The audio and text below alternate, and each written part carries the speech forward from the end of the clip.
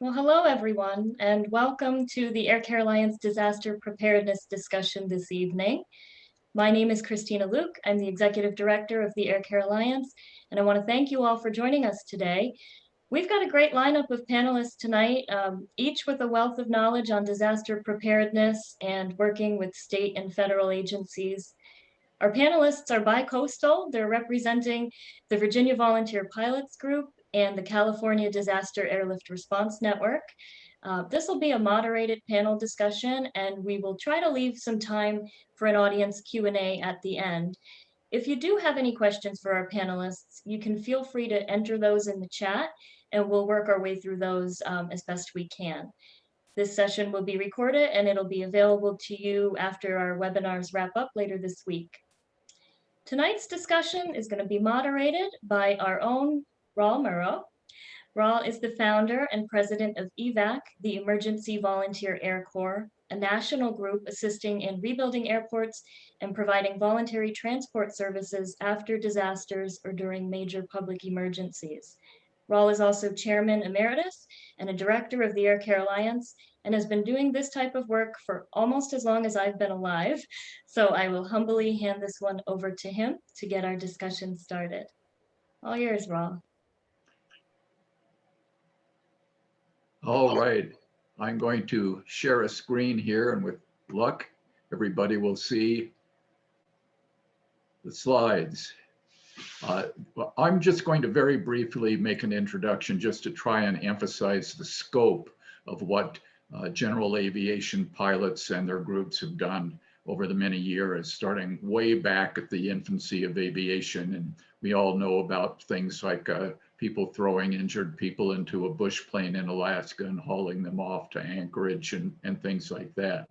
Well, since then, we've had World War II, where the CAP was formed basically and performed admirably. There are many other organizations shown on this slide. I'm not going to talk about all of them. The purpose of this slide is just to indicate that there have been many, many different emergencies and disaster situations in which volunteer pilots and their groups have participated.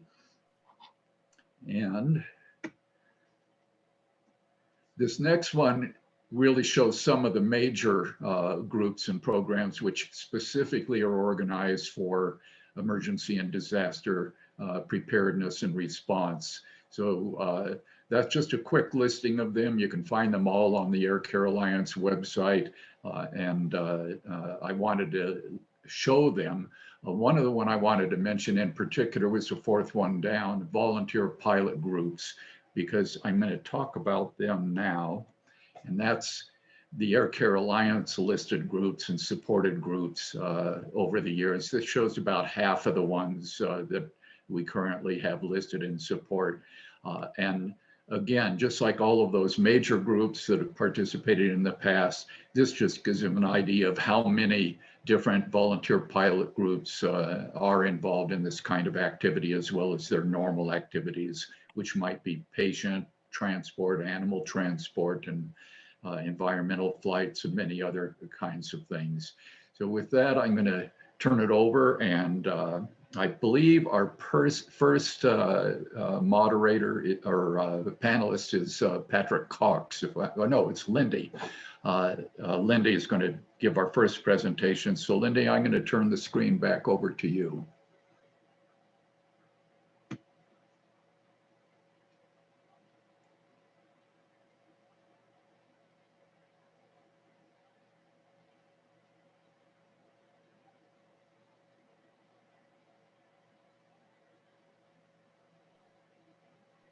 Does she know that she's muted?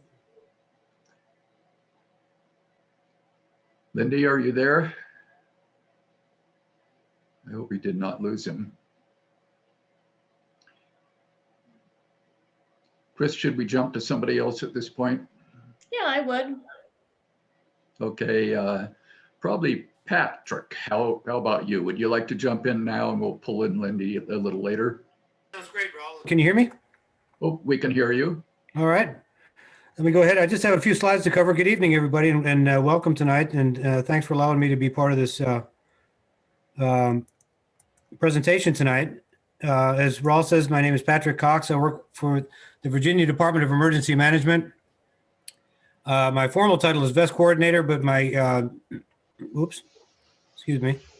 my position is VEST or training and exercises for the Virginia Emergency Support Team. So that's a Virginia Emergency Support Team is the team that runs the Virginia Emergency Operations Center. So I've been doing that for 12 or so years. And prior to that, I was a career officer in the Marine Corps. I retired as a lieutenant colonel and retired with Lindy Kirkland, as a matter of fact. Not on the same day or anything, but we served together in the Marine Corps and we knew each other from there.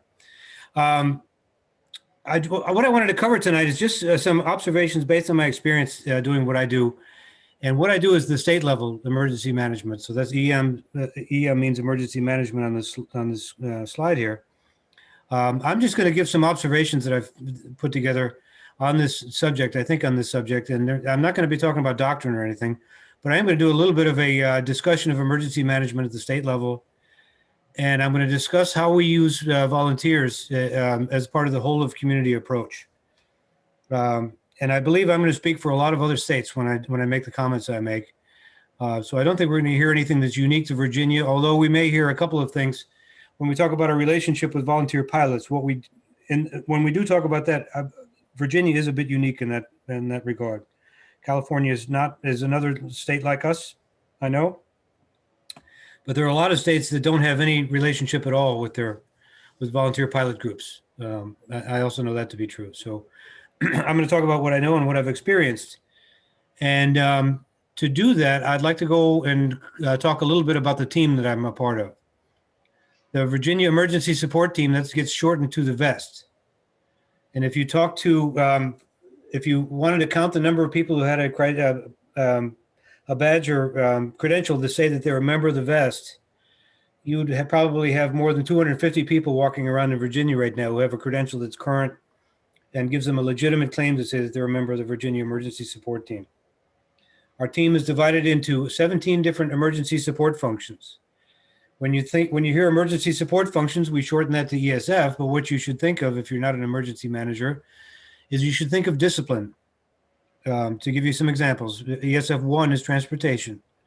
ESF 2 is communications. ESF 3 is public works and engineering, and on and on and on. And we divided our team into those disciplines, and that's along the national model. And to the 15 that the national model has, we've added 16, which is military affairs or our National Guard, and 17, which is volunteers and donations management. And each one of those is has an expert leading it. And each one of those is its own discipline, its own science, and there's many degrees in transportation management and communications and so on and so forth. So these are skills. These are very highly skilled professionals who run these emergency support functions.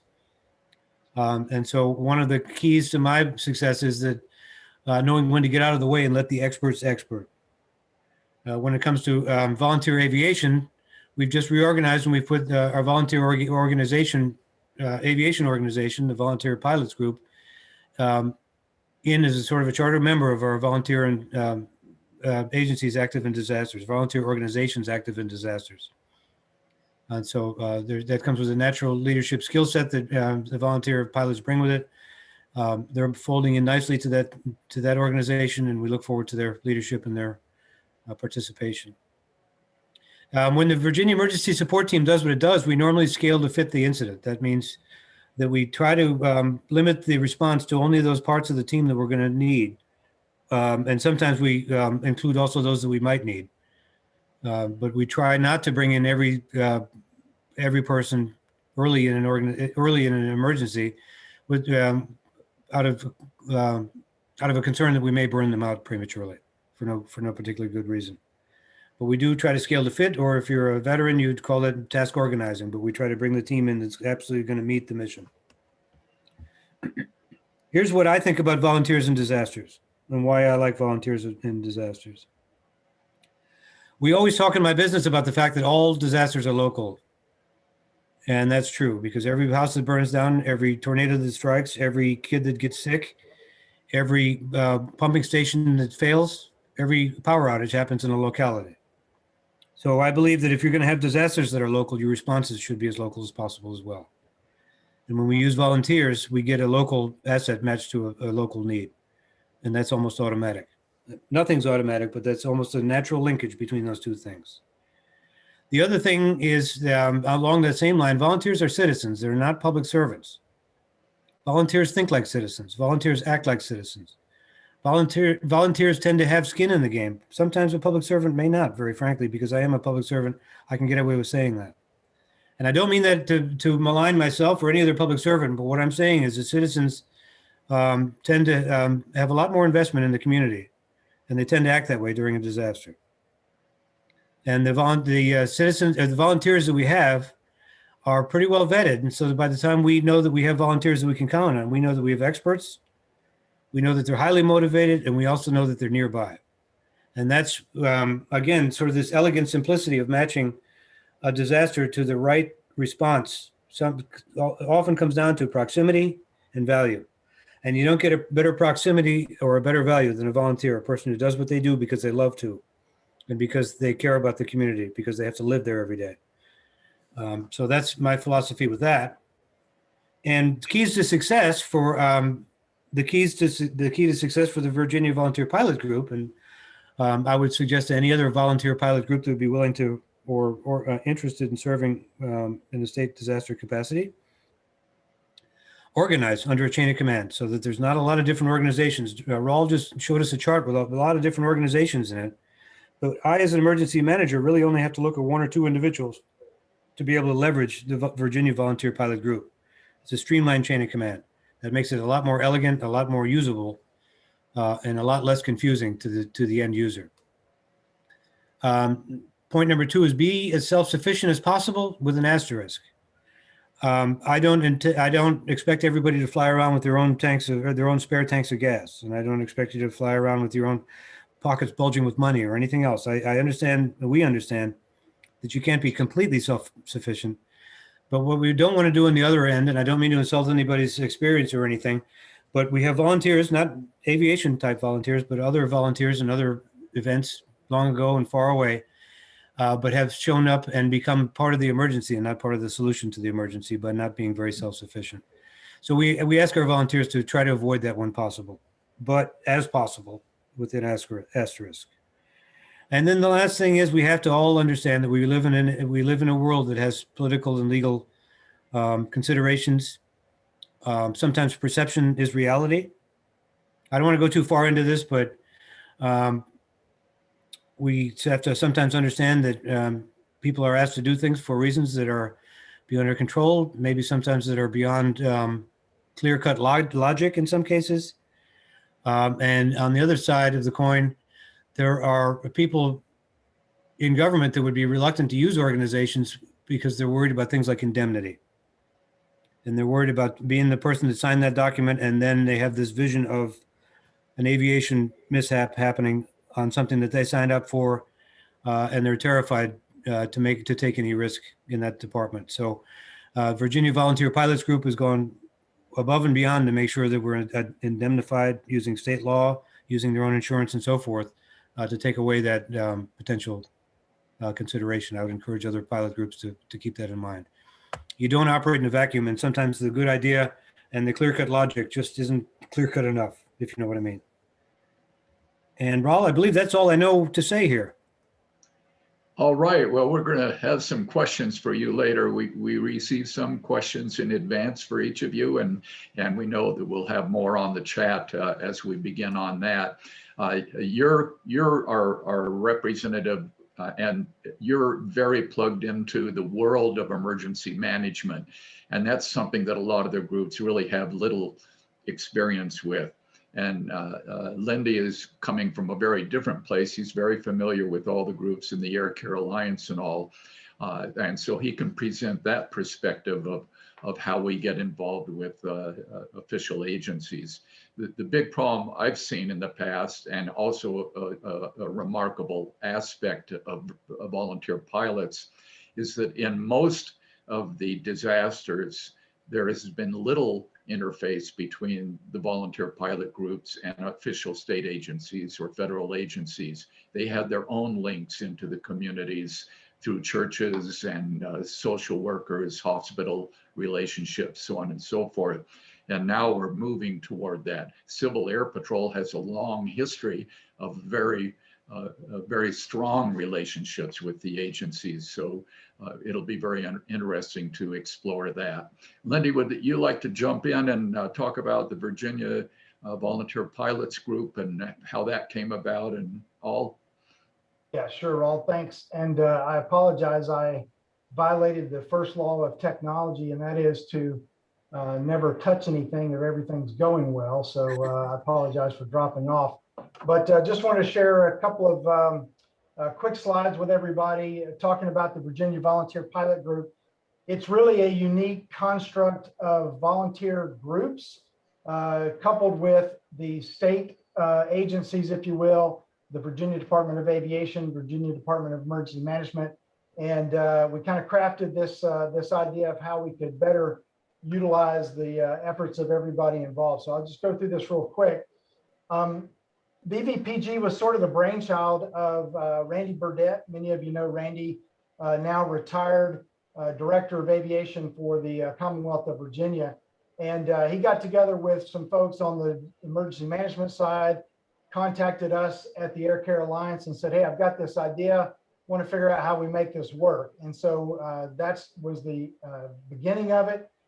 We signed an MOA in 2011, and it really kind of takes a chapter out of the SARTA manual that says, hey, if a state chooses to solicit these groups, they can do it. They just need to be able to provide some organizational structure and those types of things. And so that's what we created within the VVPG. It is really a cooperative effort between the government and volunteer pilot groups. The entities that you see listed there, Department of Aviation, Department of Emergency Management, the Air Care Alliance as an overarching sort of cat herder, if you will, and then individual volunteer pilot groups. And I'll show you a listing of some of those before. One of the things that we did at the beginning was we said we don't want to recreate a list of contacts or a list of pilots that we need to call in an emergency. Let's use the infrastructure that already exists within volunteer aviation and use the existing groups and their vetting process and their notification process and all of those things so that we wouldn't have to recreate that within the VVPG structure. We are integrated into official planning. There are exercises. We've participated in a number of exercises and real world emergencies and things like that. It was really the idea is how can the Virginia Department of Emergency Management leverage over 14,000 pilots in Virginia. That's just within the Commonwealth. Doesn't include the surrounding states, which some of the groups are based in surrounding states. How to leverage the over 6,200 private aircraft in Virginia and make use of all the public use airports, but also the private use airfields as well. I think Pat mentioned this earlier that VPG has a seat within the Emergency Operations Center and is a member of the response team. And we do have access to the computer-based Emergency Operations Center, the access and notifications that come out as a matter of that.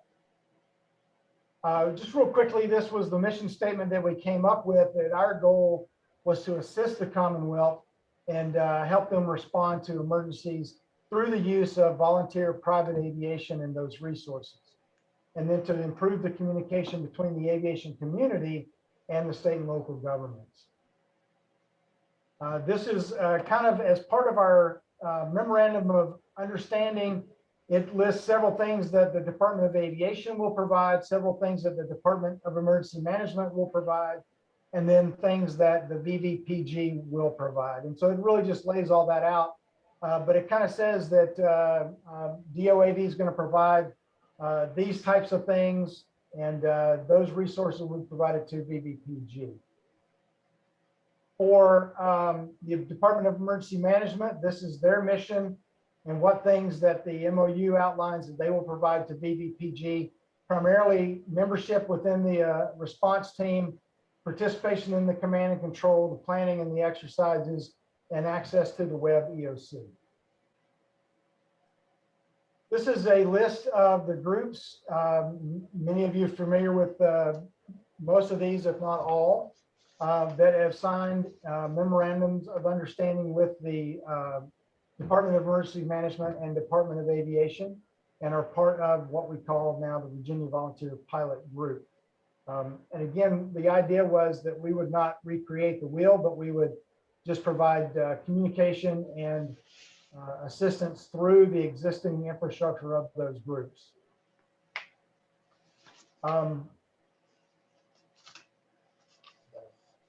Wrong. Here we go. One last slide here. So if you have any questions, we'll be happy to answer those as we go through the rest of the presentation.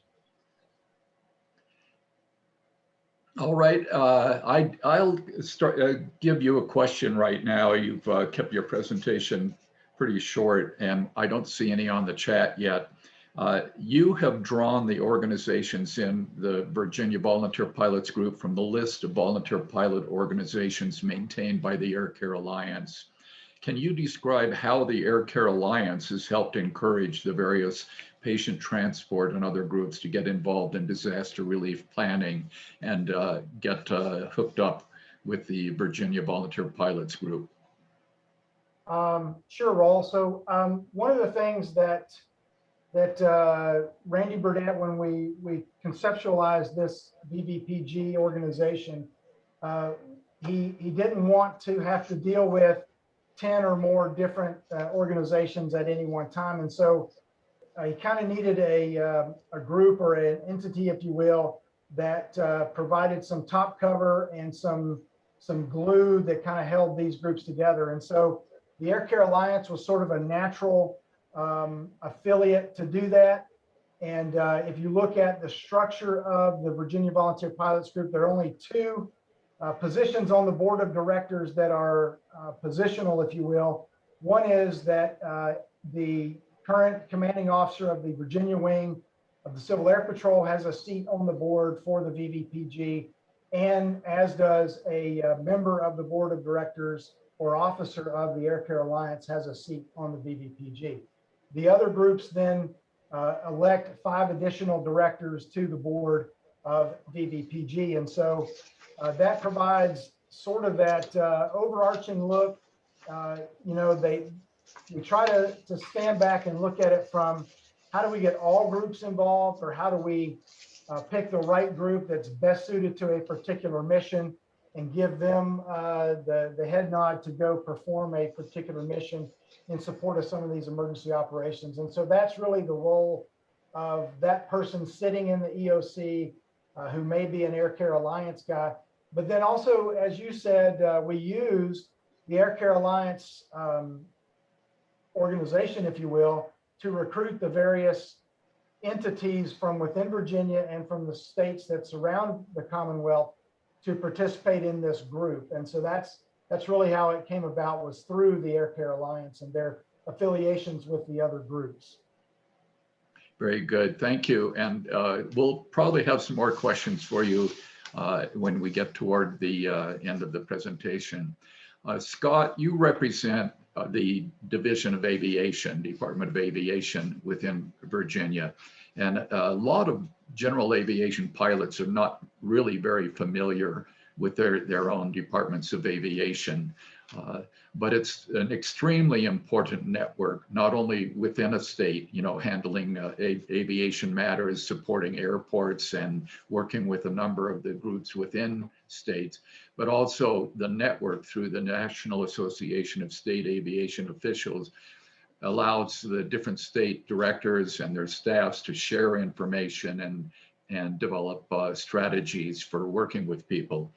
So could you talk a little bit about how the Virginia Department works?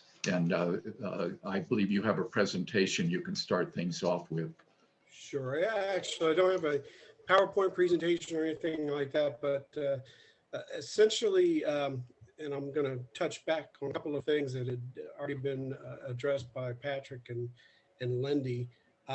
Following Hurricane Katrina, at the time, our aviation director, Mr. Randy Burdett, had the foresight to take a look, and he really, to his credit, wanted to sit down, take a look, and see what the, kind of what worked and what did not work regarding the emergency response and aviation. So we sat back and kind of did a lessons learned thing, and it actually helped us immensely.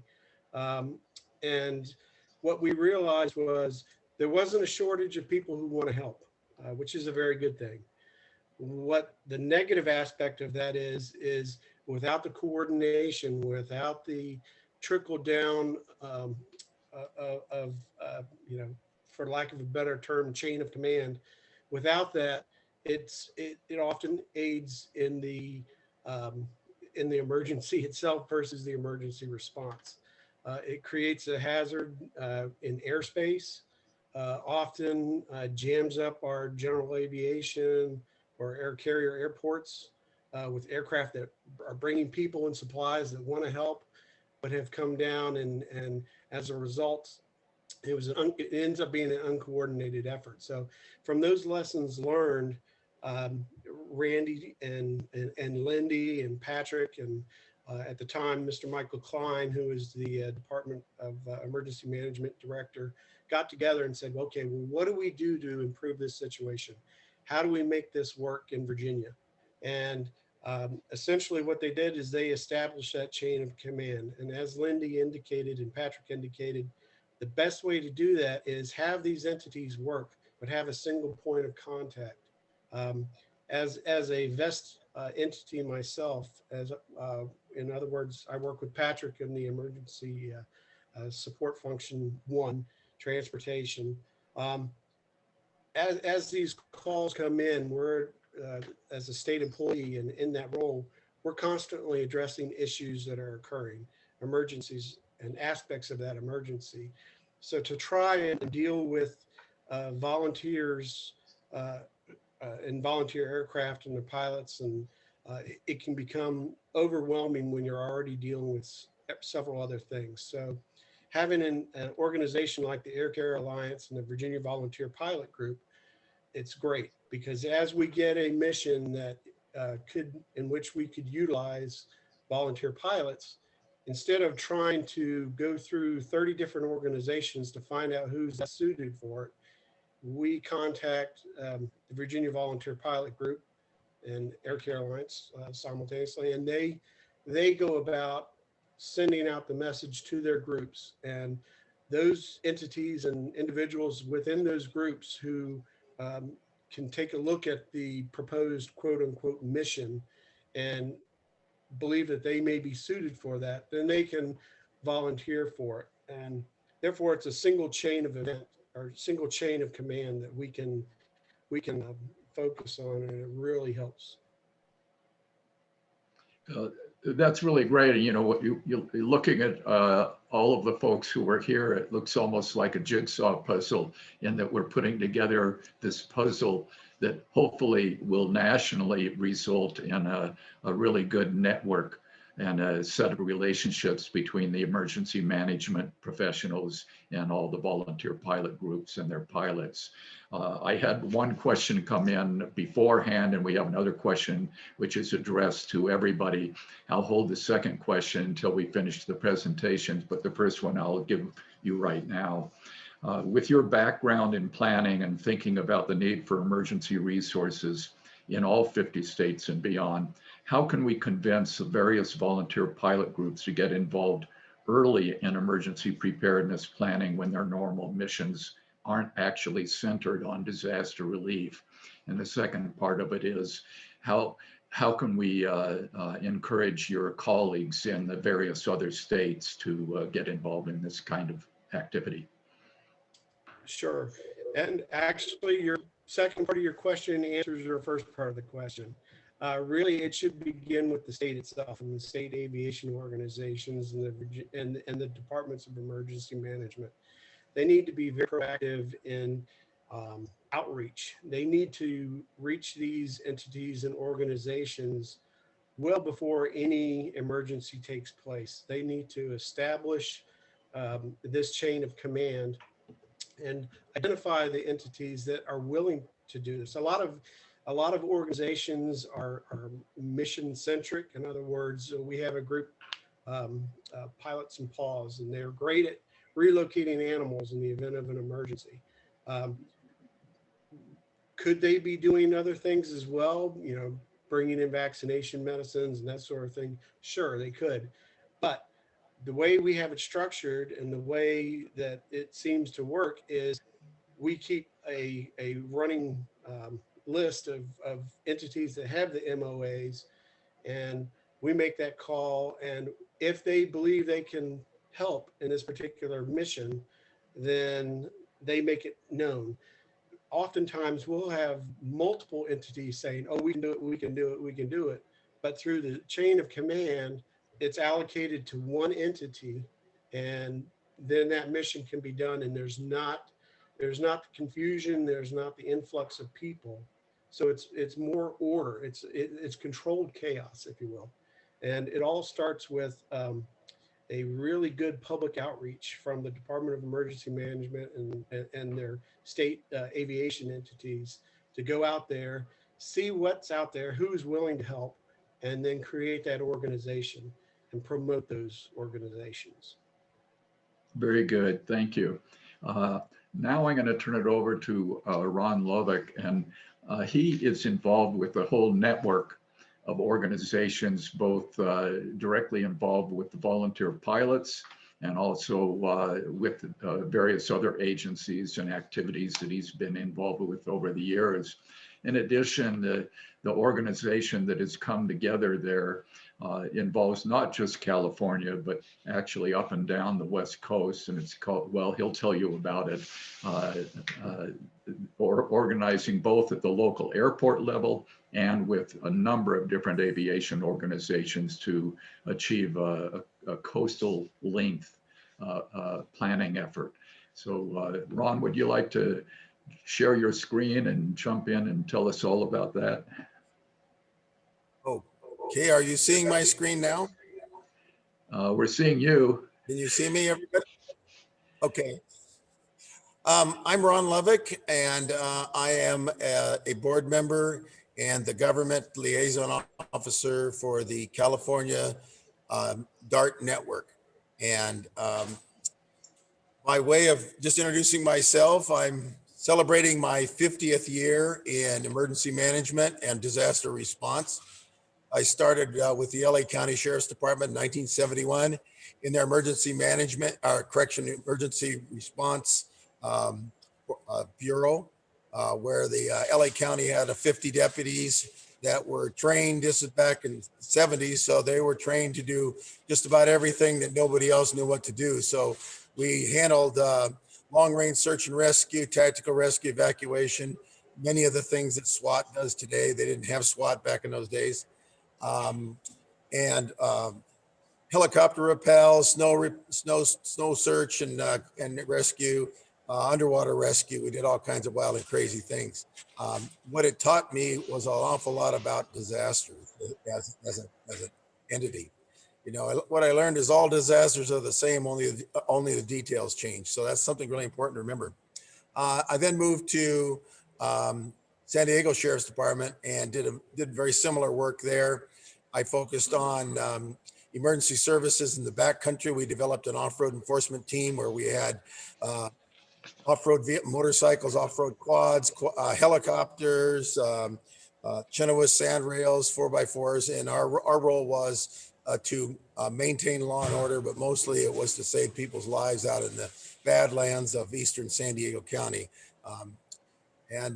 When I retired from that in 2003, the American Red Cross grabbed me, and I've been their government liaison officer for the Red Cross San Diego region since 2003. About 2 years ago now, I found out about CalDART, which is the California Disaster Airlift Response Team organization, founded by Paul Marshall, who is on the call hiding up there. So I'm trying to play this straight here. And my role in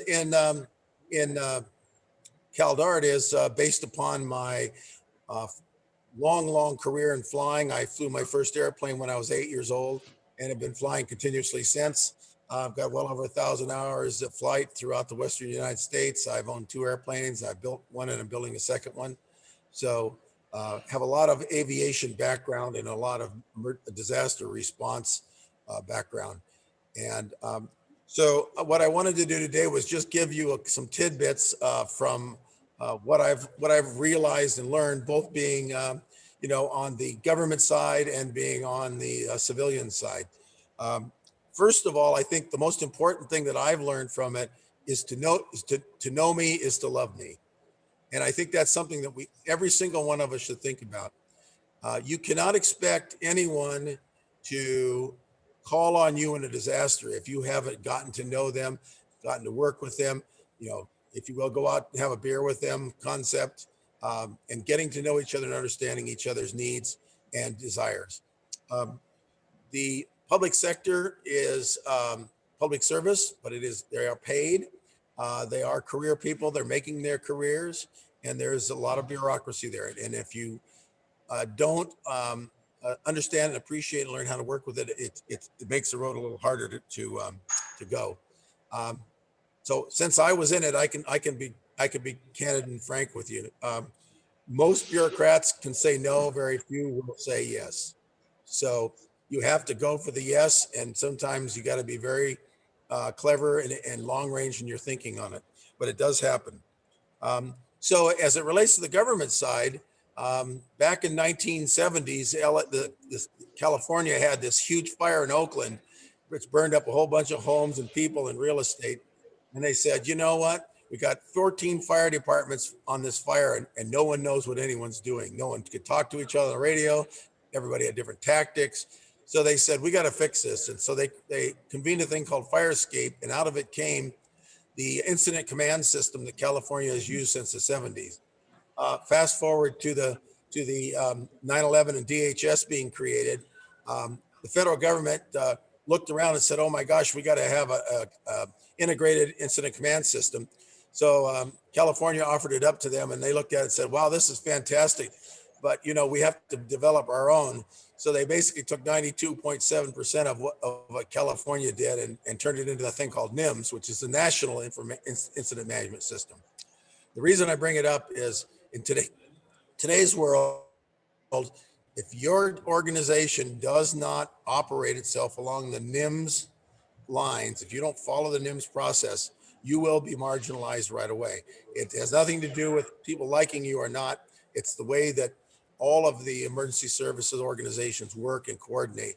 And when the beauty of it is, it's scalable from having one person in a disaster running your disaster response to thousands of people in it. And it plugs you in immediately. You just plug in just like a plug in a socket. So that's a tidbit that I want you all to think about as you move forward. The other thing is, these folks have a lot of, institutional knowledge. They have a lot of pride in what they do, and they're always looking internally to get their resources. So they rarely look externally. And if you think about it a little bit, I think Patrick, you know this from your experience. We're professionals. You guys can't know how to do this. You know, you're just volunteers. You're just regular Joes. But and they don't understand what an airplane is, and they don't understand, except a C-130 or a Black Hawk or something. They don't understand what an airplane is and what an airport is, and what people need and when they don't need it. A recent example of that was back in Nebraska. They had all this flooding, and of course, there aren't any lakes in Nebraska until the whole thing floods.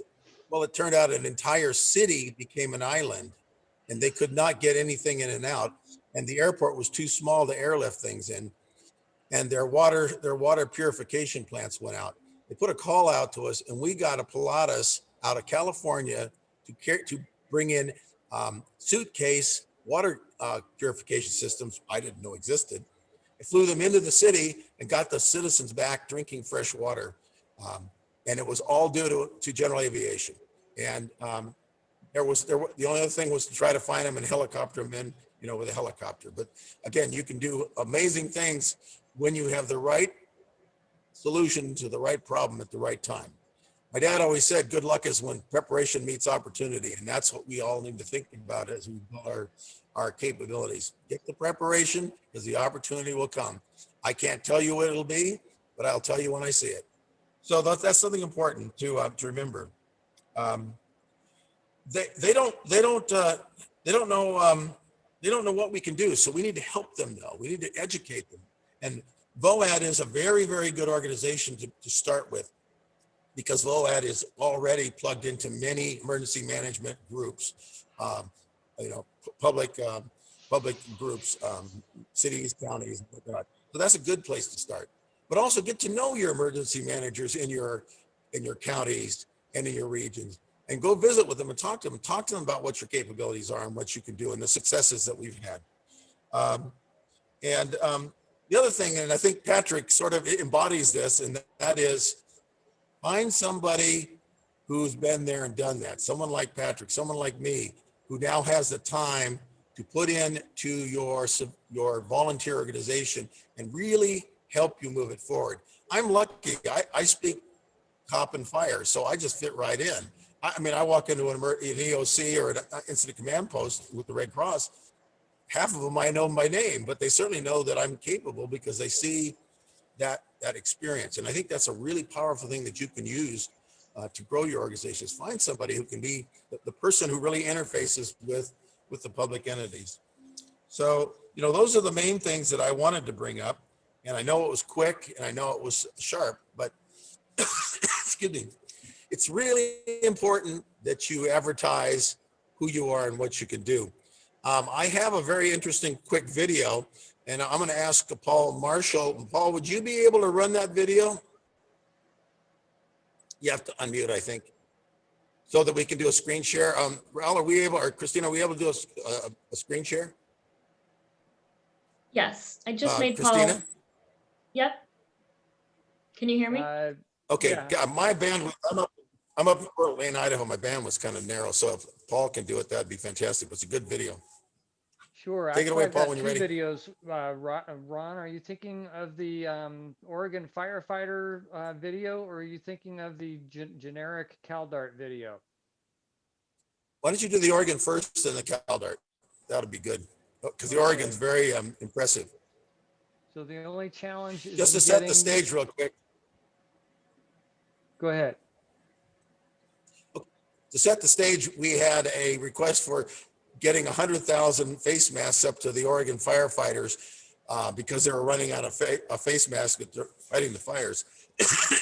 So we put together, and Paul's going to have the right number, but we put together some 40 aircraft that went into Santa Barbara, picked up all of the 100,000 masks and several thousand pounds of emergency supplies, and flew them up to Eugene, Oregon, I believe it was. But we have a video from one of the disaster organizations. They were actually flowing up in a Citation jet, and it was very interesting to listen to and watch and see what can be done. So the one last thing is to share the share sound, and then let's cross our fingers. Maybe it'll work. Do you see the video and do you hear the sound? Yes. Yes, good. Flight 527, runway 8 kilo, you're cleared for takeoff. Bad news is so easy to find these days, and to see this group of men and women who just on their own, in their own initiative, in 48 hours, pulled together a pretty intense logistics operation from pilots all over the state is quite inspiring. 40 planes, 23 of which are landing in Santa Barbara today, to either fly directly or ferry with other members. It's just tremendously fulfilling. The fires all over the West have burned up so much forest, caused so much misery and unhealthy conditions for people, coming on the back of COVID affecting all 50 states. This is a crazy year. All of us participating today are really thrilled to be able to help. Well, I got a call a couple of days ago from our executive director in Santa Monica who had asked if I could take this flight. But a chance to fly supplies is, manna from heaven. We're flying medical supplies and all around Oregon where historic fires have been burning all across the state. And when we get there, we're going to meet a team at the airport in Eugene from Reach Out Worldwide. this is California conditions. We're getting this east wind and it's 90 degrees on the southern coast of Oregon. Absolutely unheard of. I don't think in my 15 years that I've been there that we've ever seen anything like that. It's just a really difficult time right now for all of Oregon. Reach Out Worldwide is going to go out and they're going to help you as soon as possible after a natural disaster, anywhere in the world. A lot of these supplies that you guys have brought up, they're going to go out to like some of these smaller camps that aren't maybe necessarily getting the attention, not getting the needed supplies out there. So they're going to help people. And that's what we do. And that's what I'm all about, is going out and helping people. Organizations like Direct Relief is vital into our overall mission success, because without support from you guys and from supporters everywhere, none of this can happen.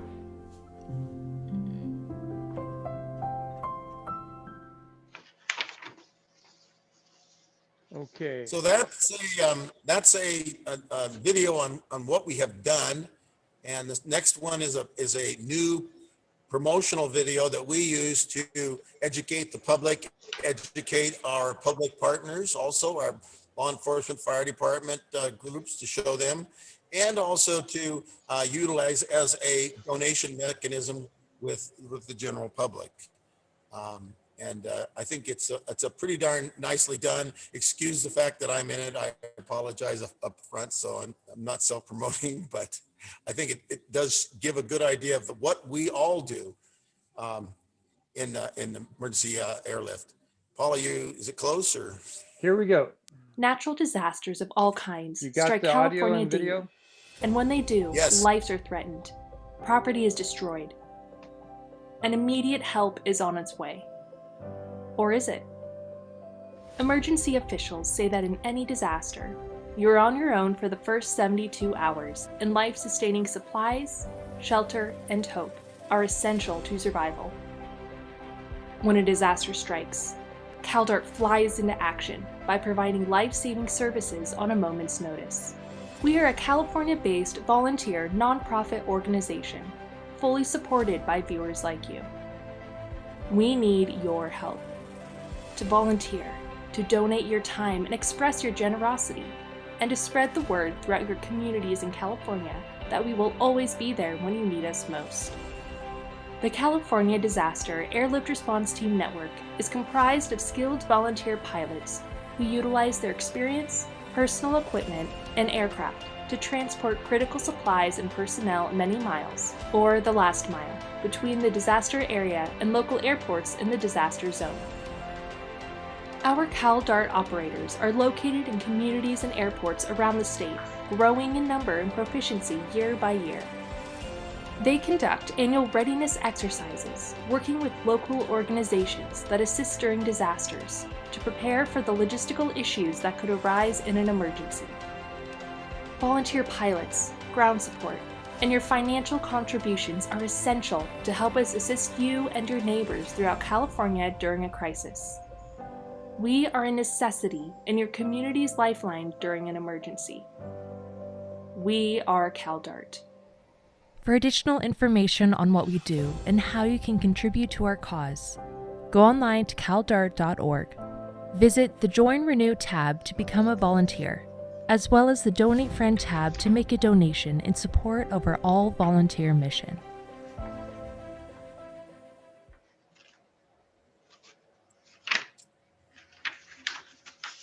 And so the reason that I wanted to show you this is these are things to help every single one of your members. If they are equipped with these type of videos, every single one of your members can be an ambassador and go out and promote your organization. And they didn't have to say a word. They didn't have to have one. So even the most reluctant person can go out and promote, because all they then do is just answer questions, which they know the answers to. So, Patrick, you have a big emergency management system. I was going to mention this about California and your organizations. Every state has different amounts of sophisticated emergency management systems. California has probably one of the most extensive one in the nation. We have a California State Governor's Office of Emergency Services. They provide amazing amount of support throughout the state of California. They have various kinds of official officers and things that are employed full-time there. They even have a law enforcement component. They have hundreds and hundreds of fire engines that they provide to communities. And then we have another small department called CAL FIRE. I have no idea how big CAL FIRE is, but it's in the thousands of firefighters and emergency equipment and fire engines. They have an air force that is probably larger than most air forces in the world. They have 23 fixed wing tankers, mid-sized tankers. They have 18 Hueys. They're now converting those to Sikorsky Firehawks. They're going to have 13 Sikorsky Firehawks. And they have 3 C-130s that they're bringing up online. So we have an enormous capability that the state can bring, and yet they don't have any capability to do what we do. Zero. Patrick, you were going to comment about that. Is that correct? Well, Patrick? I was going to sort of ride Ron's coattails here for a minute with a couple comments, if it's okay. Good. I'll sound smarter if I agree with Ron, and I will agree with Ron. But I want to make another point, though. I want to sort of take it a different direction. Ron makes excellent points that California is one of the best resourced states in the union, as it needs to be, not because it wants to be, but they also are well equipped with the most disasters in the United States when it comes to earthquakes and fires and so forth. So they need every ounce of equipment that they have, and there's a good reason for that. And yet, as Ron says, they can't do what the DART program can do, and that is also true.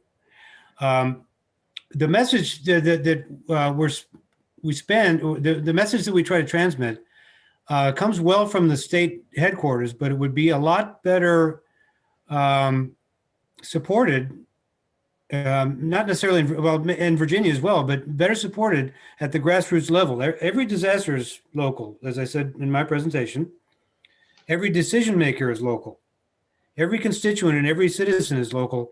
And so I would really encourage those people who are members of like-minded groups and clubs and organizations to make that known to their local emergency manager. Every locality in the United States has an emergency manager. I mean, almost every single one. The National Planning Guidance and Preparedness Goal kind of specifies that that's a requirement. So I would encourage members of local organizations to get to know their local emergency manager and create that bottom-up demand, because these people at the local level don't necessarily know what they don't know. And when they wind up finding themselves requesting state assistance, at least in Virginia, at least in a smaller, less resource state than California, the local emergency manager, by the time he or she's asking for help from the state, they are willing to take anything that they can get. And if they'd known that they knew a person, they knew a guy in their club or their church or their organization, or they play golf with someone, and if they had only known that volunteer aviation with a club with a bunch of individuals who could help in an emergency with or without airplanes even, if they knew that that existed, perhaps that would have forestalled that request for assistance. Because when they hit the submit button on the request, they really don't, they're no longer in a position to be choosers. So every one of you should write down bullet points. Number 1, to know you is to love you. Right. Number 2, involve CERT because they are very politically interconnected. Involve ham operators because they are everywhere and they know everyone. Mm-hmm. And make the local city and county emergency manager your best friend. If you do that, and probably make a good promotional video too. Yeah. And maybe Raul and Christina and I can help you guys if you have an interest in creating one. We actually created that one for like $1,800.